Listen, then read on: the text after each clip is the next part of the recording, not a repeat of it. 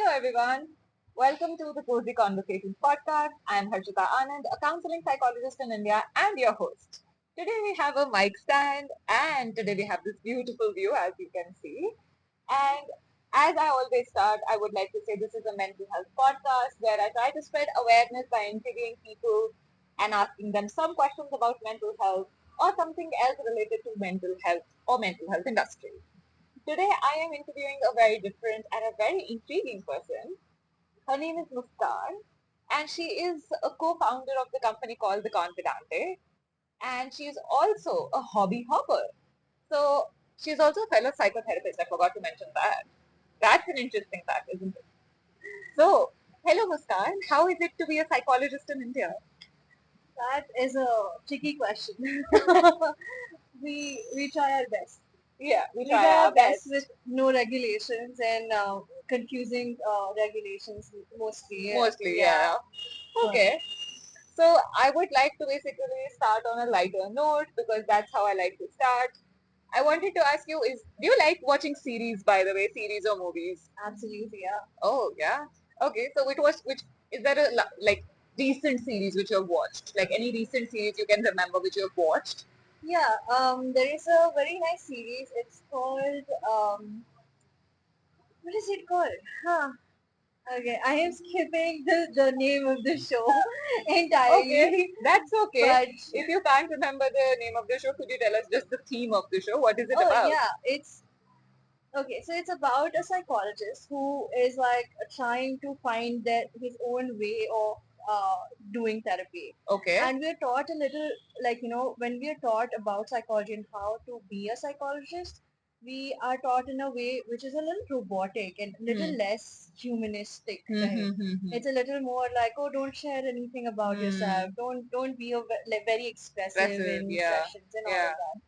So in that show, he is essentially trying to be much more human. He is being there with his clients. Hmm. It's obviously a little more dramatized because it's a show, Yeah, for but entertainment yeah, purposes. Yeah. exactly. But it's a really good show. I think it was a nice kickback to what actually being a human looks like, even if we are psychologists.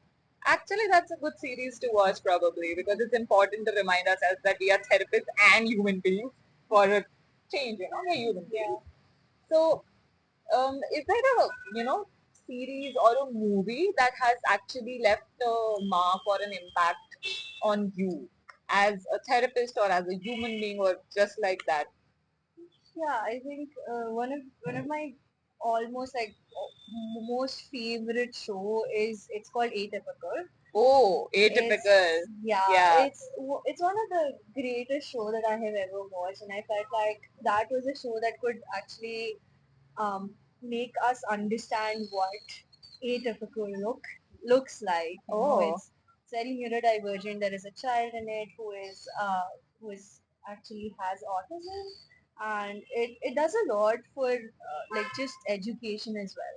hmm. It has good facts. It shares again a little dramatized as at the same time you can't expect them to Be not purely, draw in that exactly way. Yeah. exactly. It's not a documentary. If it Yeah. was, then we We would could have have, not yeah. yeah. Yeah. But at the same time, it's one of my favorite, and it did leave a really big mark on me because we don't usually talk about these things. Whenever we like think about autism, we think about some disorder, something that is wrong, but it's not. It's just how like humans are. We're It's, wired in different ways, and yeah. so are neurodivergent people. Yeah. Yeah. Actually, yeah, I mean, that's a good perspective to have. Like, I don't think so. A lot of shows. I think so. Somewhere I liked The Good Doctor as well. Yeah, it was also like, it was also very dramatized to Yeah, some extent. please. Yes, all these shows do have some drama or some sort of entertainment factor to actually, get the ratings or viewers to actually watch it. But I think so. It was also a good representation that you can be neurodivergent but also at the same time you can have your own ways of existing in this own world, like you can have your own ways of going about this world, which is very important. I think the same routines don't work for everyone, right? So pretty much that. That's a good show to watch. Atypical. Atypical is a really good show to watch. Okay. Now that we are on this topic of mental health, I want to really ask that you do like to talk about mental health topics and you are somewhere also working towards building more mental health awareness. So why are you, interested or motivated to spread more mental health awareness? What has, somewhere pushed you on this path? Yeah, that's fair. I mean, I think mental health is something that we talk about but very trivialized, in a very trivialized sense. We Okay. talk about it in a way which is like, oh, everyone has these issues and everyone goes through, this is a normal thing to go through. Hmm. Especially when we talk about anxiety and depression. Hmm. These are the most like used words at this point in social media as well. And I think it's important that we kind of go towards a place where we understand that these things are actually happening to us and it's not just ghabrahat, it's actually anxiety. Hmm. And once we recognize that, we have ways to like make it a little better, to like make it a little more copable, if Hmm. nothing else. Hmm. So I think just knowing, for me as well, just for me knowing that, oh, this is anxiety, it helps me knowing that, okay, this is something that I can work with. Yeah. This is something, okay, this is anxiety, I have recognized it, I know how to cope with Yeah. it. I have a few techniques, I will use them, I will breathe, Yeah. whatever it is. But at the same time, if I just think it's stress, or if I define myself as my anxiety, oh, this is just how I am. I'm just Yeah. like high tempered. I'm just like, oh, I'm just like this. Yeah, I'm just an anxious person. I'm I'm always just like, I'm anxious a, and that's my trait. exactly. That's just how I am, and Yeah. we define ourselves in that way Yeah. sometimes, and Yeah. that kind of comes in between of what we can do about it. Yeah. Because it is still a lot for us to take in, and for a lot for us, our body as well. It's not Yeah. just our mind. Yeah. The mind-body connection is something that we rarely talk about. So Yeah. yeah, Yeah. I mean, it is important to sometimes name the thing you're going through to actually understand what you can do for it as well. for sure. Yeah. And for a lot of people, I think so, they don't like till the time you don't understand that these are symptoms your body is giving to actually give you ring an alarm for you that there's something more important to pay attention to. And like you said, ghabrat. A lot of people might call it ghabrat and may not understand the depth of it or to what extent it goes. It's not just heaviness in your chest, but it's also showing up in other ways in your life. It's like I think so. This is a very typical thing a lot of people go through. Is like I go to airport 5 hours before the Yeah. departure time, Yeah. and a lot of people say that, oh, I am just like that. I'm I just just like go to the airport like 5 to 6 hours before, even though it causes me a lot of inconvenience. But 5 to 6 hours before is I think so a normal time to go. But yeah, it's exactly. it's just one of those things, isn't it? It's not just inconvenience, right? If it Yeah. was just inconvenience, then it wouldn't matter that much. Yeah, but It it is also also showing up in a lot of other ways. exactly, it's showing up in your body. The cortisol levels are increasing because of the stress, Yeah, and if you don't make your body feel safe at that point, then the cortisol level will stay there, and yeah, it will actually harm you in different ways. Higher risk of diseases, higher risk of just like cramps, everything in your body that's going through everything like affects it. The best example I could give you is जब घबराहट होती है तब पेट दुखने लग जाता है. hmm, yeah, Indigestion is one of the like most most, yeah, common not one. talked about No, and most yeah, common symptom of stress and anxiety. anxiety, yeah, definitely. Yeah, I think so. A lot of people don't know that their stomach problems might be because of घबराहट हो रही है. But this is actually a good thing to talk about. But now, Muskan, we also see a lot of, I think so, social media awareness coming into the picture and a lot of people talking about these topics online. But how do you think is social media impacting the mental health industry and the education industry in case of mental health?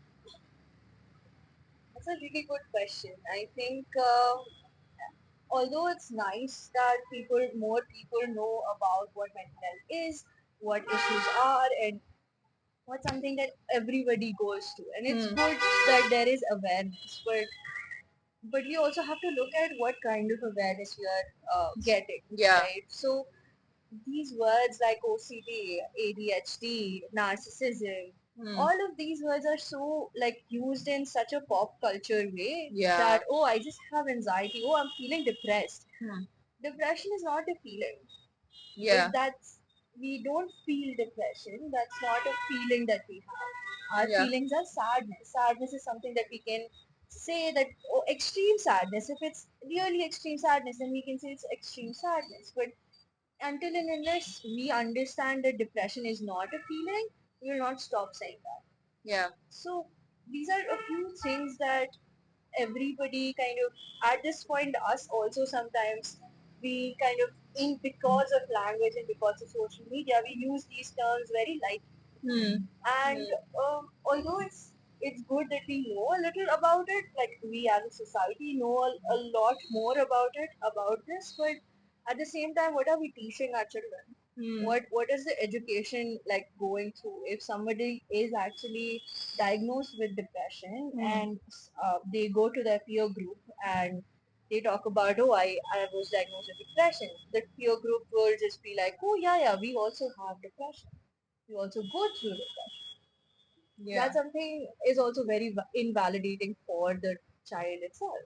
And Hmm. that's also something my company, me and my company are working towards. Hmm. We are trying to create this curriculum to make them understand, like for children in schools and colleges, to make them understand about mental health, sexual health, physical health, and social health. Social health is something that we don't really talk about. We just assume that a child would have a social health. Yeah. Like they would have a social life, they're a good social life. But Yeah. especially in teenagers and preteens, they go through a lot of turmoil in their social life as well. Yeah. So that's Definitely. something also we are looking forward to. Yeah, I think so. That's very important that we do educate children and teenagers. In schools and colleges, I don't think so anybody is taught about emotional well-being, social well-being. I don't think so anybody probably talks about that, how important relationships are, how important it is to talk about relationships. What do you mean by safety? What do you mean by actually having good emotional, health? And that's a good initiative to actually start with. I hope your company is able to actually, go forward and actually have some curriculum for children to actually safely understand certain terms. But at the same time, I do agree that social media, while spreading awareness, is also causing a lot of misinformation. Because now I see a lot of people that, oh, that's so OCD.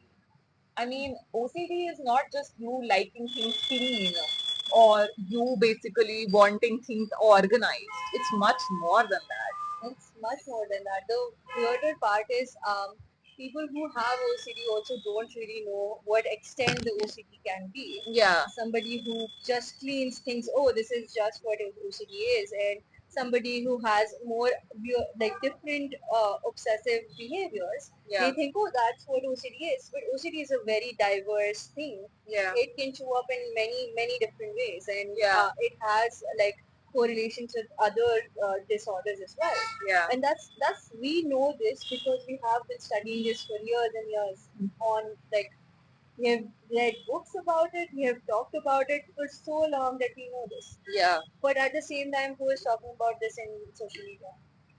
Yeah, also the part about, even though it's great to know the signs of OCD or signs of depression, but saying 10 signs that you have depression or 10 signs you have ADHD, Instagram or Reels or social media cannot diagnose us. Exactly. We need to understand and also be careful about the words we are using. Trauma is a word which is thrown around so Oh my easily. god, yeah. Oh, anything is trauma and everything is trauma. No, not anything and everything is trauma. If everything is trauma, then nothing is trauma, Yeah, right? I Like at mean, the same time, there is no it's an limit to it then. oxymoron to, yeah, Yeah, to begin with. And yeah, that, like you said, it's just we are throwing things around. It's become this fad, like, this way of just talking at this yeah, point. yeah. And I do believe that there are also some terms which I also don't like. People just saying or like, out loud that let's say somebody has a misunderstanding or even somebody is just, drawing a boundary. Anything like that. There is a possibility people use this word, you are being so narcissistic. You are so narcissistic. I don't, do they even know what is narcissism? Do they even understand what are they talking about? So while the pop culture is great, while the social media is very informative, but at the same time it's important to actually be careful about the misinformation and using it carefully. Yeah. Also, people, you might see something on your screen. That's a bug. That's a bug. That's the part about Very cute bug. shooting in the wild, beautiful place. Anyways, so Something else that I would want to talk about is how we are not clinical psychologists. We are yeah, counseling we are psychologists. counseling Even psychologists. we can't diagnose you. Yeah, We still know a lot about a lot of things, but we are not allowed to diagnose you. yeah. That's not something that we do either. So, like, get Okay, great. Another bug. we can cut that out anyway. Yeah, That I was mean, a let's scary continue. ass bug, bro. Okay. Yeah, okay, We'll yeah, cut that out. yeah, Anyway. yeah.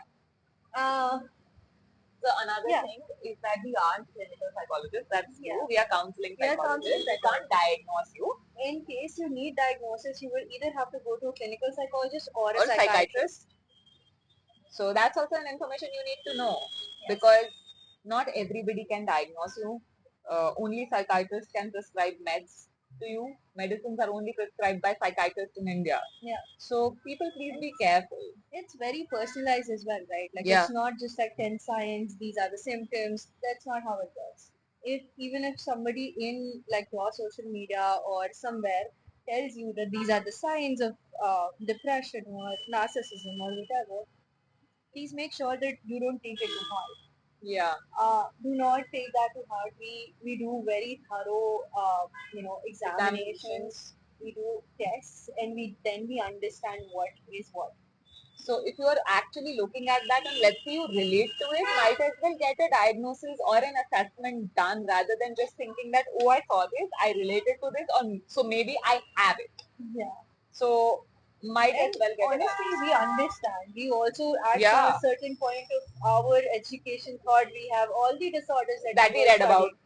Yeah. Yeah. So we God. get it's understandable if you relate to it, but please try and get it diagnosed if it's actually bothering you a lot, and not label yourself in a way which will harm you more, right? Yeah. I mean, labels are for help, not Not for misinformation and making you feel horrible about yourself. So anyways, coming back to also another thing which I wanted to add is blue tick and high number of followers does not mean credibility. Credibility comes from the qualifications, experience, and the knowledge they have. Definitely. Please check that. Please check it. So, Muskan, now that we have talked so much about social media also, people must be like, wow, are these people like so against it or so for it? What is it? But I wanted to ask you, like, is there something in your life, that made you feel like that mental health is really important? Or was there a piece of information which made you realize that, how important is mental health? Because we all have those moments, right, where we realize, oh, physical health is so important. I'm, becoming weaker in my body, or I need to, be more fitter. How did you realize that mental health is important for you, probably? Okay, that's a good question. I can't tell you exactly where the transition happened. I don't have a eureka moment. Okay, but But something that I have been exploring now more and more is the mind-body connection. okay, So there is a very great book called The Body Keeps Score. Yeah, it's a wonderful book. brilliant book. And if anybody wants to actually reread it, you can read it a little carefully. I think don't like analyze it a lot, but yeah, and honestly, if you want to analyze it, go ahead. But it's a very brilliant book where it essentially says like everything are we are going through is has an impact on our body, and the body actually remembers it. It Yeah. keeps a score of whatever is going on, and that's a good way. Like that's something that happened to me. I was reading that book and I realized that maybe my lower back pain, maybe my neck pain, maybe the things that I actually do have that I don't notice usually is related to something mental. And turns out it is. We went to we went to depths on that, but in the book they went into depths in that. But yeah, it's a very beautiful reminder that sometimes we just need to check in with our body. Yeah. We need to just be aware of our body and see what's going on. And that, I think that is a good place where I felt like, okay, this is definitely related to mental health, and this is something that I would want to explore a little more. Makes a lot of sense. Definitely a lot of times we don't pay attention to our bodies, right? Yeah. We forget that our bodies are not just like for functioning and doing this and doing that and that's it. Yeah. It's also that it is present there as something which basically helps you survive, and it's also containing you, and it's containing all the emotions you experience as well. Exactly. So I think so. I'm glad that you realized that your body and mind need to be in sync, and your body and mind maybe are not in sync, and hence your body is going through something which you're not aware of. So I'm glad you're experiencing and understanding your body better. And I think a lot of people should actually start understanding that, oh, do I have stress in my neck and shoulders? And is that the reason they are rigid? Maybe something to explore. Yeah, it's something that, like, even not understanding that is a little more complex. Hmm. Just something, sometimes just noticing something. Hmm. Like, oh, okay, my lower back feels a little heavy. Hmm. Or there is like a weird pain in my shoulder or something. And just like relieving it a little. Hmm. Just moving Soothing it. around, soothing it. Yeah. Whatever feels like it helps, even 1%, that that should like be a good start to it. That's actually a good idea. Might as well do that shoulder movement you really need. But yeah, now I want to also ask you something a little more personal. Is that this was a particular piece of knowledge which you shared, and you said that that is also the time you realized that okay, mind and body have a connection. If you were to actually think about something which you have struggled with, what is any self care practice or a hobby or some regime or any technique which you tried for yourself which really worked for you in that difficult situation, which you might want to share with others, or which you might want to tell people that you should try this out. Of course, this is one of those things as well, but is there anything else which you do for yourself and you feel like that, thank God I did that time and it helped? Yes, I think again the first part is recognizing what's going on. Hmm. So I used to have these panic attacks sometimes, and these panic attacks would cause me a lot of like just I couldn't function at that point. Okay. So something that helped is just literally just being in the body or being outside the body. So yeah, that's why like the mind body connection is something that I'm exploring a little more now, Yeah. and I'm feeling a little better about things that are going on and my mental health. Yeah. But sometimes moving around, breathing, Okay. sometimes just like noticing things outside of yourself also Yeah, helps. so around you, you're Around noticing you, things. see, yeah, just like try to describe what we are like looking at. That. Okay. Just describe, oh, these are trees, these are this color, these are like the branches, blah blah blah. Yeah. It sounds a little Like very yeah, it's basic and very basic, literally that, you're looking at things right? and describing them. But in that moment, it It really that helps. it in that moment, especially when I was having a panic attack, Hmm. that helped me a lot. Hmm. Just being outside, calling somebody, Hmm. having a social like circle, Yeah. supportive social circle. Yeah, definitely. Exactly, because loneliness is also an epidemic at this point, and Yeah, it is. unfortunately. It is.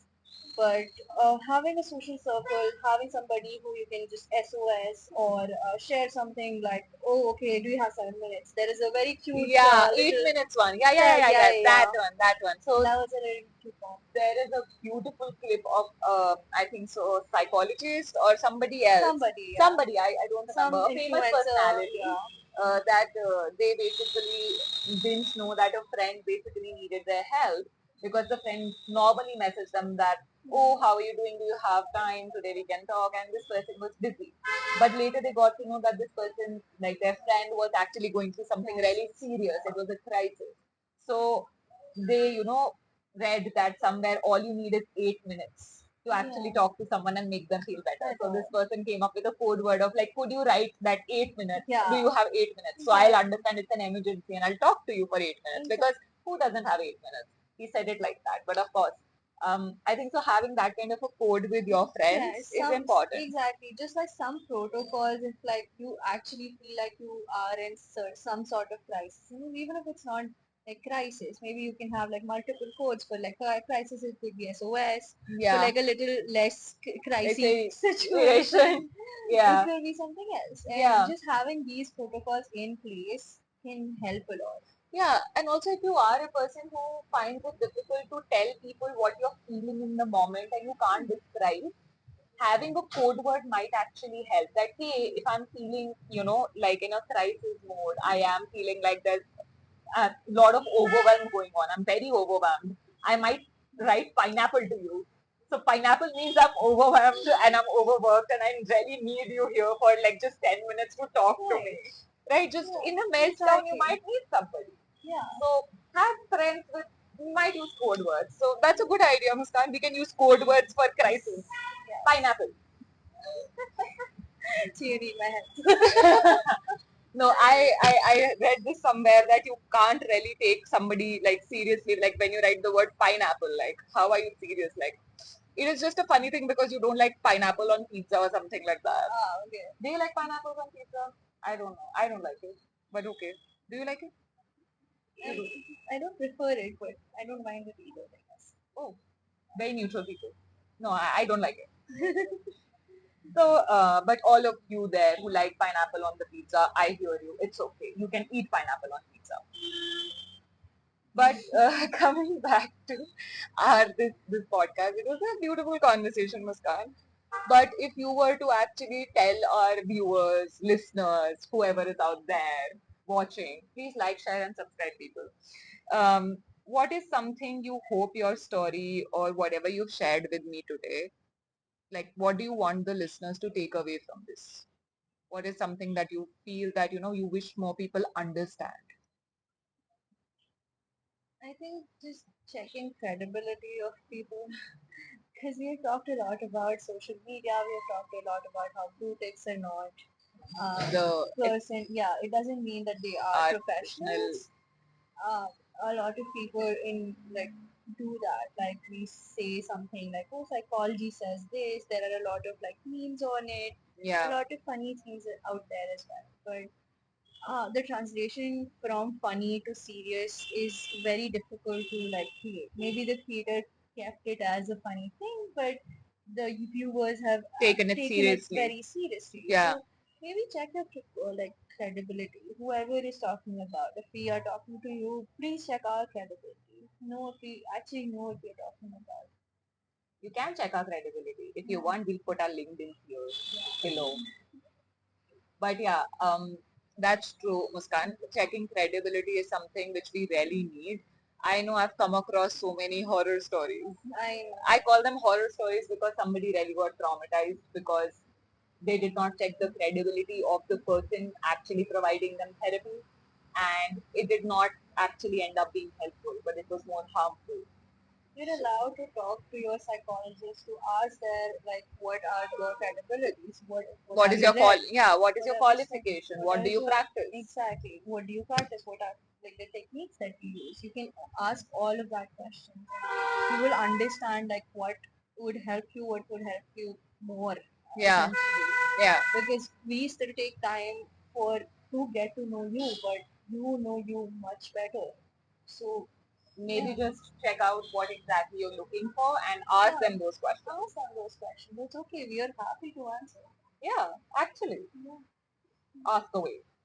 And if you have questions for us as well, you can comment down below or you can write to me at thecozymindbyharshita@gmail.com in case you have any questions, you want to come on the podcast or anything else.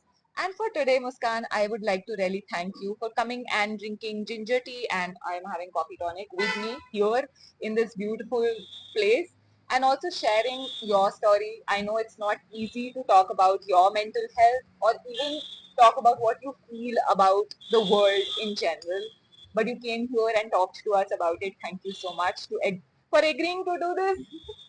And I love doing some offline podcasts, and I get to do it very rarely.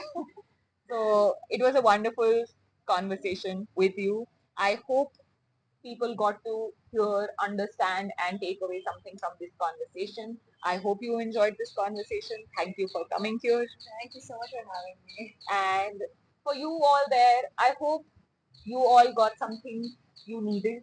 And if you can't find hope, I wish hope finds you instead. And on that note, I would say like, share, and subscribe, people, and stay hopeful. And I'll take your leave from here. Bye bye.